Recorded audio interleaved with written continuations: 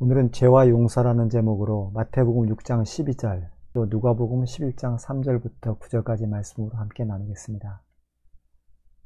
마태복음 6장 12절 말씀입니다. 우리가 우리에게 죄 지은 자를 사하여 준 것 같이 우리 죄를 사하여 주옵시고. 누가복음 11장 3절부터 9절까지요. 우리에게 날마다 일용할 양식을 주시옵고 우리가 우리에게 죄 지은 모든 사람을 용서하오니 우리 죄도 사하여 주시옵고 우리를 시험에 들게 하지 마시옵소서 하라. 또 이르시되 너희 중에 누가 벗이 있는데 밤중에 그에게 가서 말하기를 벗이여 떡 세 덩어리를 내게 구워달라. 내 벗이 여행 중에 내게 왔으나 내가 먹일 것이 없노라 하면 그가 안에서 대답하여 이르되 나를 괴롭게 하지 말라. 문이 이미 닫혔고 아이들이 나와 함께 침실에 누웠으니 일어나 내게 줄 수가 없노라 하겠느냐.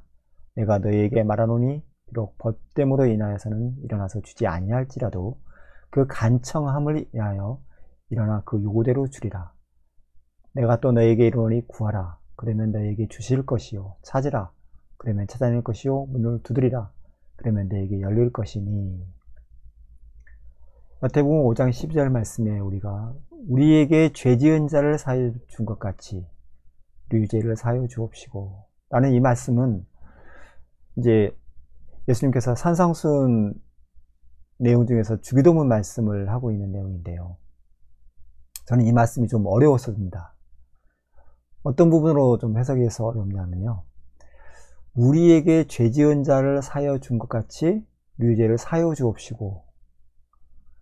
그러니까 내가 죄를 사해 주지 않으면 하나님께서도 우리 죄를 용서해 줄 수 없다라는 그런 말씀으로 내가 이해를 하면은 예수님께서는 비록 내가 죄인이지만 우리 죄를 다 사해 주시는 분이거든요.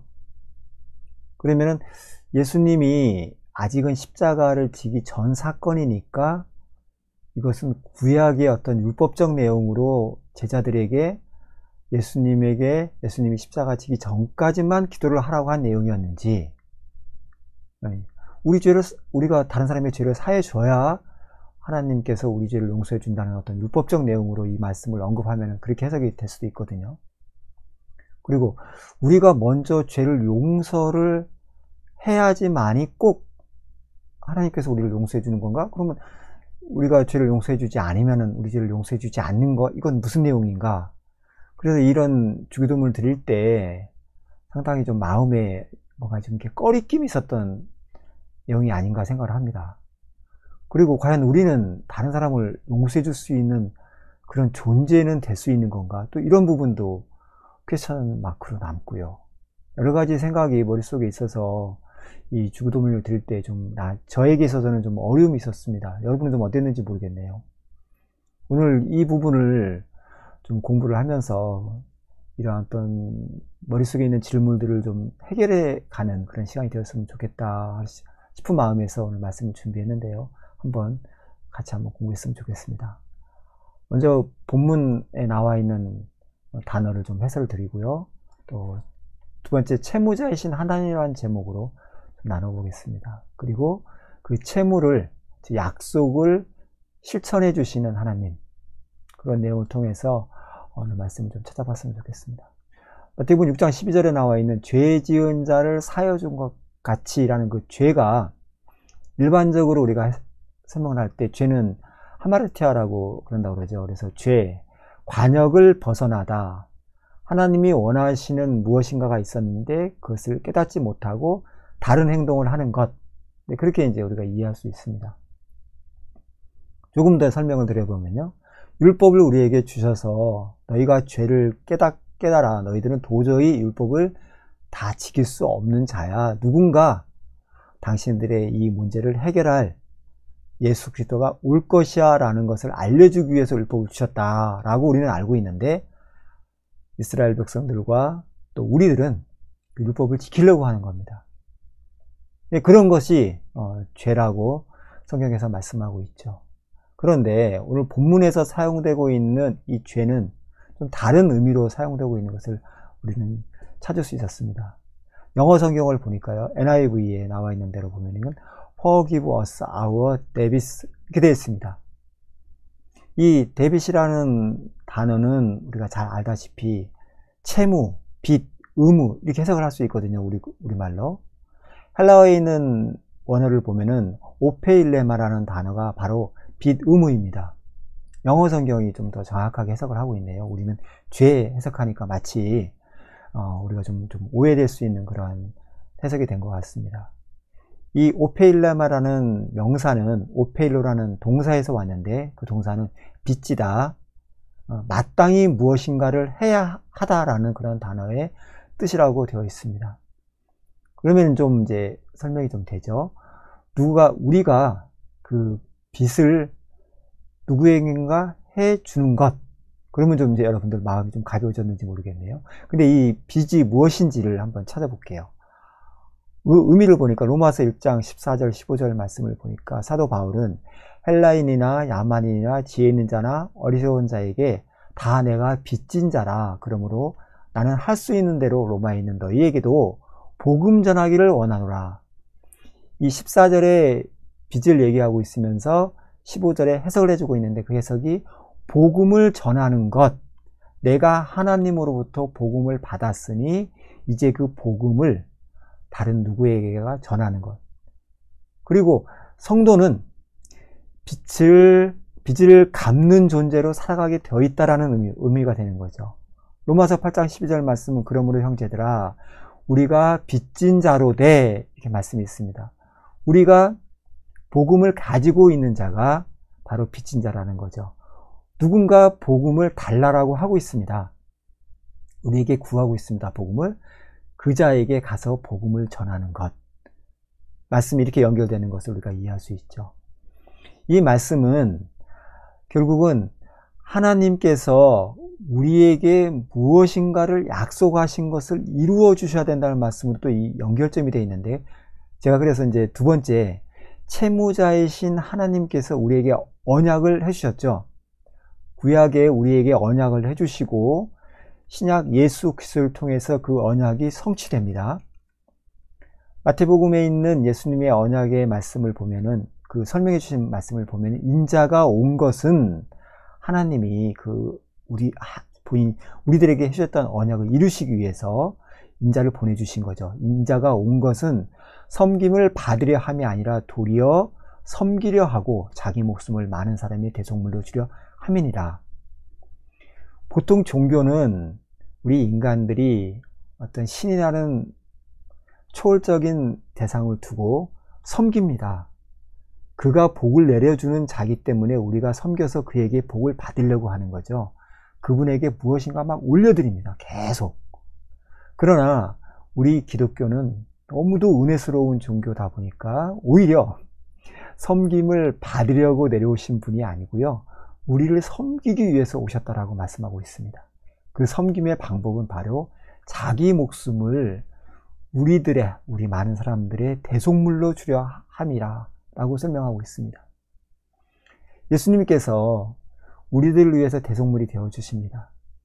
바로 그분이 길이요 진리요 생명이었는데, 하나님께로 가는 길이었는데, 결국 우리 인간들은 그 예수님을 알아보지 못하고 십자가에 내몰고 죽입니다. 바로 대속물이 되어 주셨죠. 그가 다 우리의 모든 죄를 끌어안고 대신 대속물이 되어 주셨습니다. 그러나 우리는 그분을 알아내지 못했죠. 마태복음 7장 7절에는 구하라 그리하면 너희에게 주실 것이요, 찾으라 그리하면 찾아낼 것이요, 문을 두드리라 그리하면 너희에게 열릴 것이라고 말씀하고 있는 것은요, 바로 이 구하라라고 하는 내용이 어떤 내용인지를 좀 살펴보면은 아이테오라고 되어 있는데요, 빚을 진 자에게 당연하고도 마땅하게 요구하는 것. 좀 더 이제 부연 설명을 드려보면, 내가 당신이 나에게 약속한 것이 있습니다. 그 약속한 것을 이제는 주세요. 당신이 빚진 자입니다. 내 빚을 이제는 빨리 갚아주세요. 당연히 요구하는 것이라는 거죠. 구하라. 물론 구하라는 내용 중에서 세상에 있는 물질과 세상에 있는 어떤 우리가 필요한 것을 달라라고 하는 내용도 포함되었다라고 볼 수 있지만, 이 말씀은 진리인 영생, 천국 가는 길을 나에게 알려주세요. 이 길을 당연히 나에게 주세요 라고 우리가 지금 구하고 있는 내용입니다. 마태복음에 나와 있는 말씀을 누가복음에서는 조금 더 구체적으로 설명해 주고 있는데 누가복음을 한번 살펴보겠습니다. 3절부터 4절까지 있는 말씀은 주기도문 안에 있는 포함되어 내용인데 아까 마태복음에 있는 말씀하고 비슷한 내용입니다. 우리에게 날마다 일용할 양식을 주옵시옵고, 일용할 양식은 바로 생명의 양식인 예수 그리스도를 상징하기도 하고요.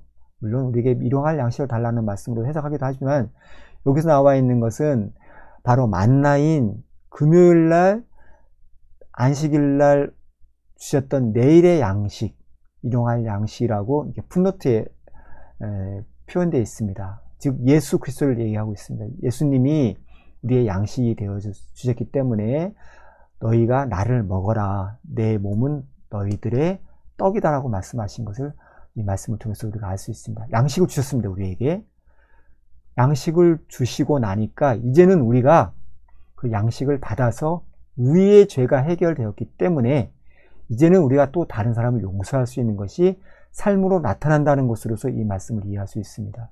우리가 우리에게 죄 지은 모든 사람을 용서하오니 우리 죄도 사하여 주옵시고 우리를 시험에 들게 하지 마시옵소서 라고 설명해 주시고요. 5절부터 또 이르시되 너희에게 누가 벗이 있는데 라고 3절과 4절에 있는 말씀을 설명해 주시는 내용입니다. 이 말씀을 우리가 좀 잘못 해석을 하게 되면 8절에 간청함으로 인하여서 떡을 달라고 했는데 밤중이니까 계속 때를 써서 할 수 없이 준다, 이런 말씀으로 이해하는 것보다는 이 간청함이라는 의미를 좀 원어를 찾아서 좀 이해하면은 앞에 일용할 양식, 아까 떡 세 덩어리라고 하는 말씀도 이해할 수 있었으면 좋겠고요. 간청함이 어떤 의미이고 바로 그 간청함이 9절에 나와 있는 구하라라고 있는 말씀하고 연결되어 있는 것. 성경 말씀은 이렇게 계속 연결되어서 보는 것이 매우 중요하다라고 저는 생각을 합니다. 간청함이라는 단어는 아나이데이아라는 뜻을 보게 되면 고집, 건방스러움, 뻔뻔스러움, 이런 단어가 되어 있습니다.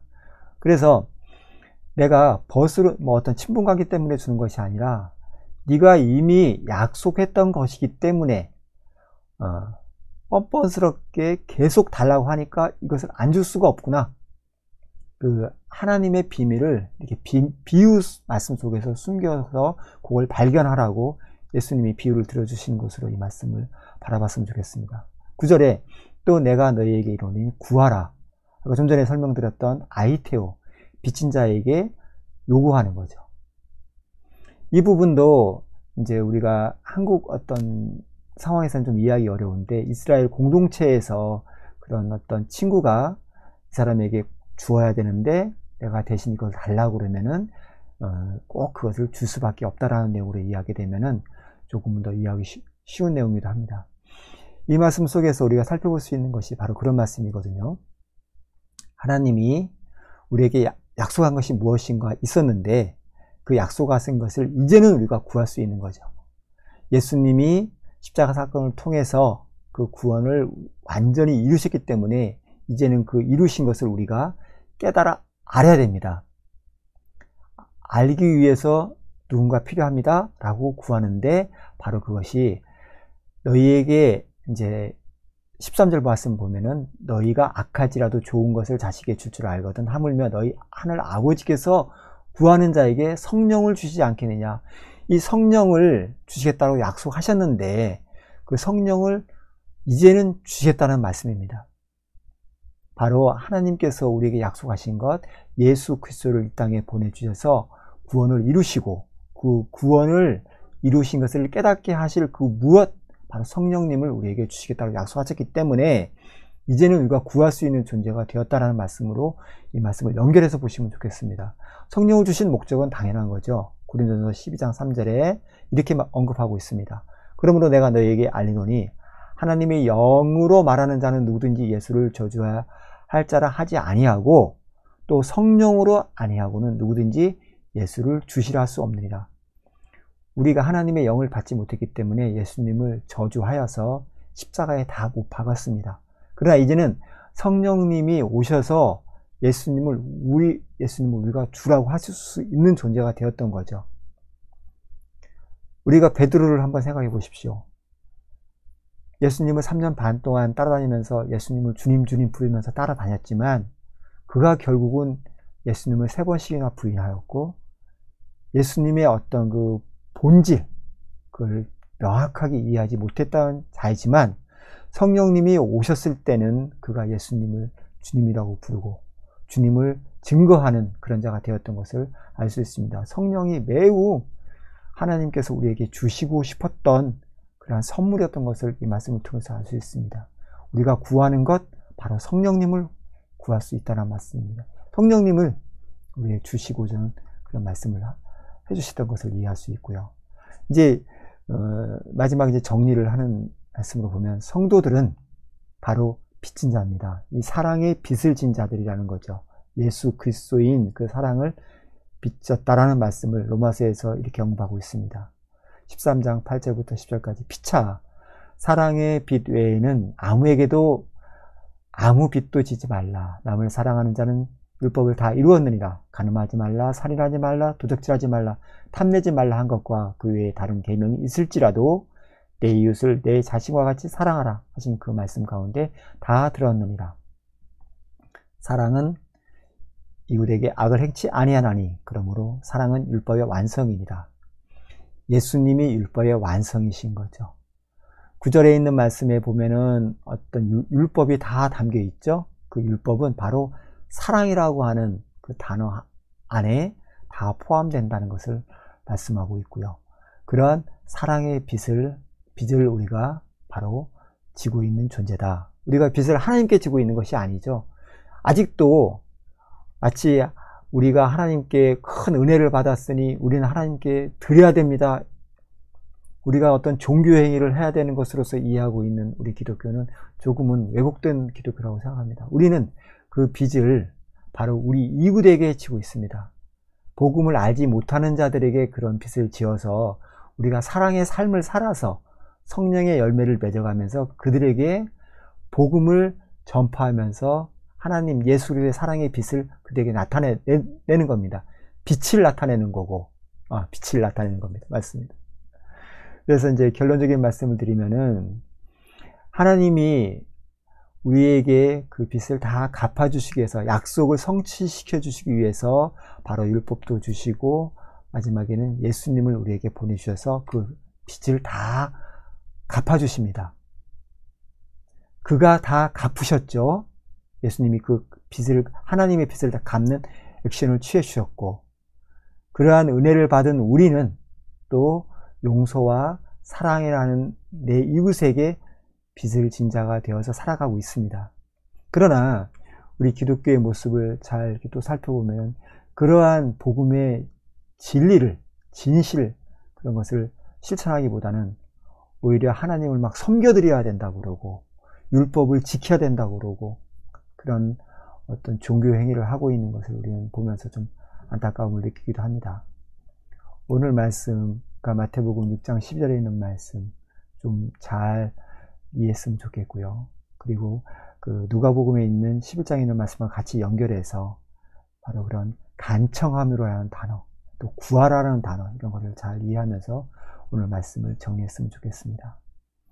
여러분의 이 말씀이 나한테 임했을 때 처음에는 이제 우리가 로고스로 우리에게 떨어집니다. 그러나 그 말씀이 나에게 정말 복음이 되어서 예수를 우리가 정말 말씀을 떡을 먹는 것처럼 먹었을 때 소화가 되어서 레마가 되는 그런 은혜가 여러분에게 함께 있기를 또 기도하면서 오늘 말씀 정리하겠습니다. 감사합니다.